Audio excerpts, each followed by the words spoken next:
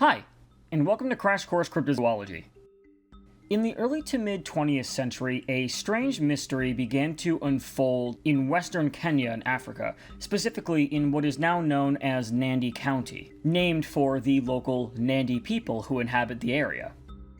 The name of the Nandi people is also applied to this mystery animal reported from the region during this time period, which became known as the Nandi Bear.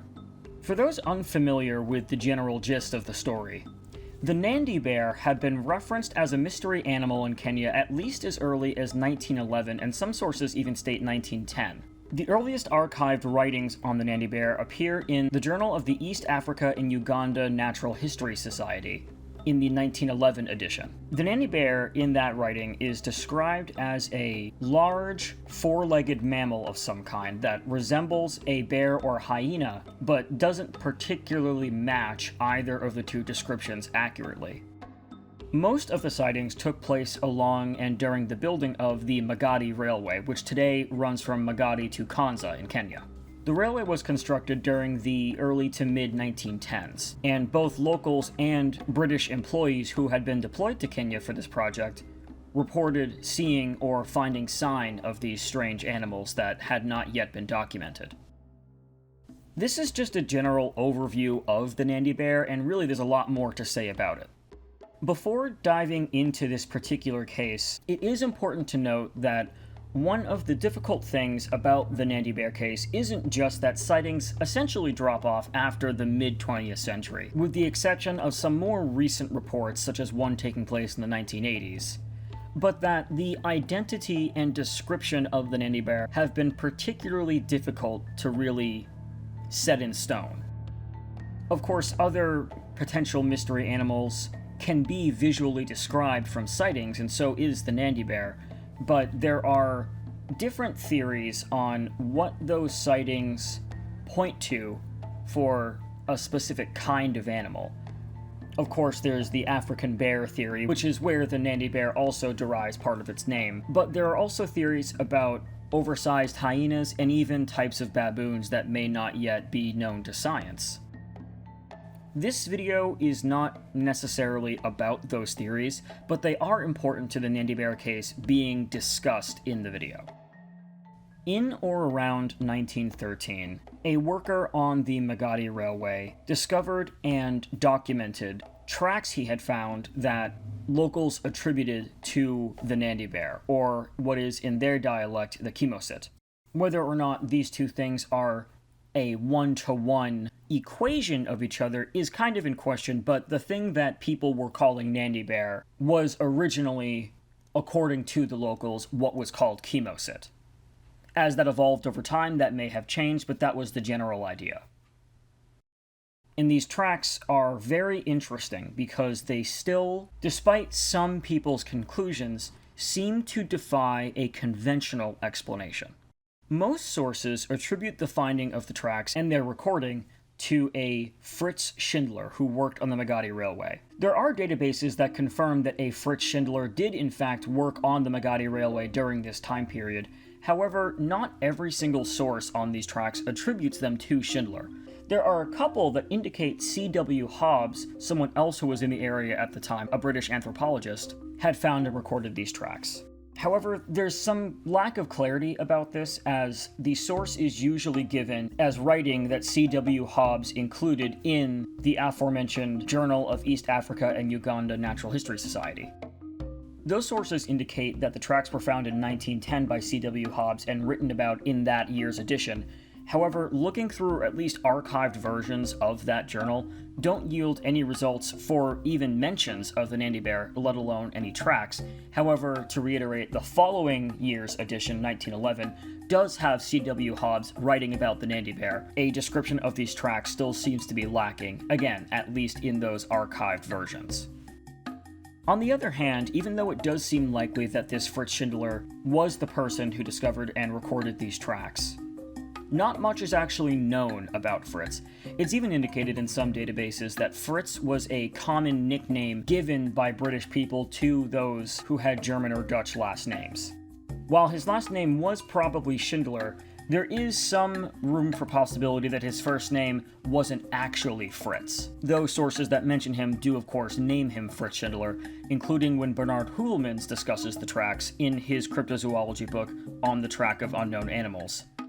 Naming and some of the more clarity-lacking points aside, what is interesting about these tracks?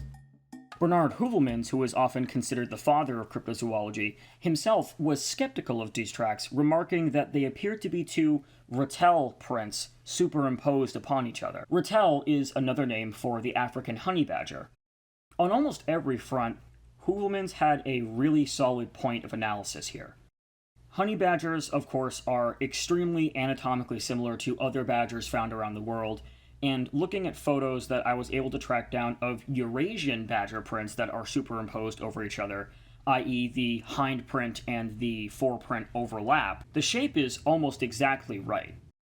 Looking at the Schindler track, it has a pretty broad but in the middle curved pad with a long heel. These 5 pretty equidistant digits that are all roughly the same size that span over the top curve of the print, and even short claw imprints left in the dirt, which is a pretty good way to describe, for example, this Eurasian badger track, albeit the claws seem a bit less curved as they actually dug into the earth and left behind more linear impressions. However, there does seem to be some reason to question this particular comparison, and that would be the size of Schindler's prints. Having been found in the early 1900s, it is highly likely that Schindler, who was at the very least employed by a British company, was using what was called the Imperial British System of Measurement. Schindler included measurements in his initial illustration of the track, which is recreated by Heuvelmans in On the Track of Unknown Animals, and appears to indicate that the length of the pad of the foot is about 5.5 inches, while the width is more like 3.5.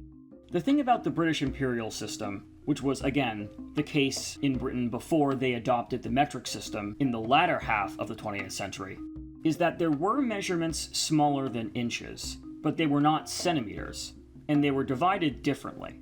They were divided in such a way that the measurement below inches, known as a barleycorn, was about 1/3 of an inch, meaning that if, for whatever reason, Schindler had been deciding to measure this print in terms smaller than inches, so likely in barleycorns, he probably wouldn't have written 3 barleycorns or 5 barleycorns. He probably would have written 1 inch or 1 inch and 2 barleycorns.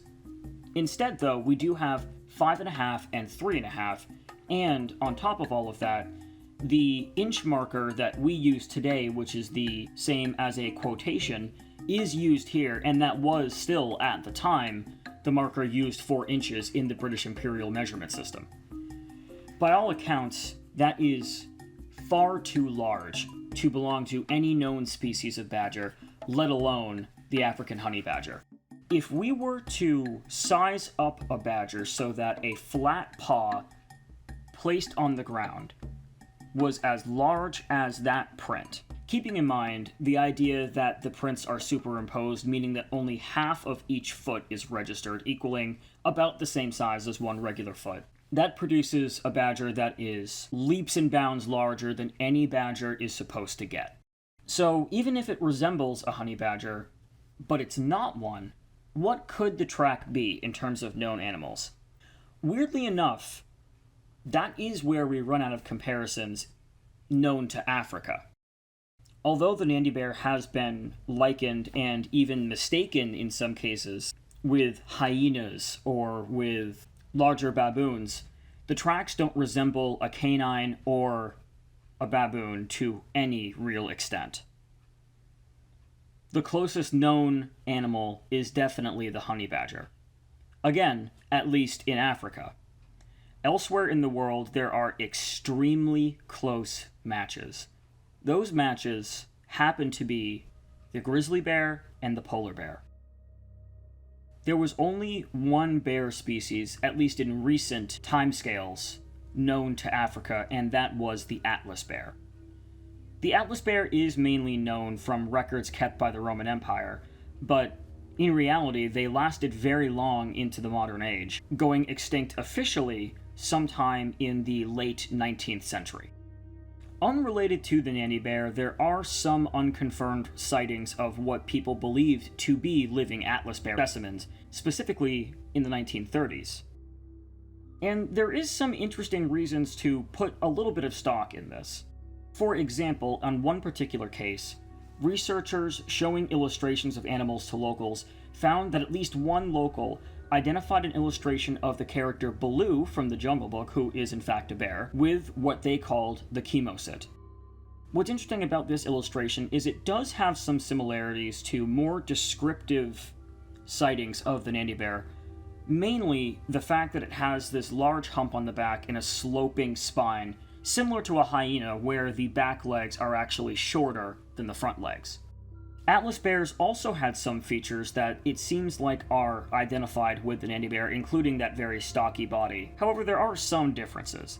The Nandi Bear, for example, kind of has an inconsistent description of the length of the face, whereas we are aware that the Atlas bear had a relatively short face and relatively short claws. Funny enough, the short claws do kind of remind one of Schindler's track.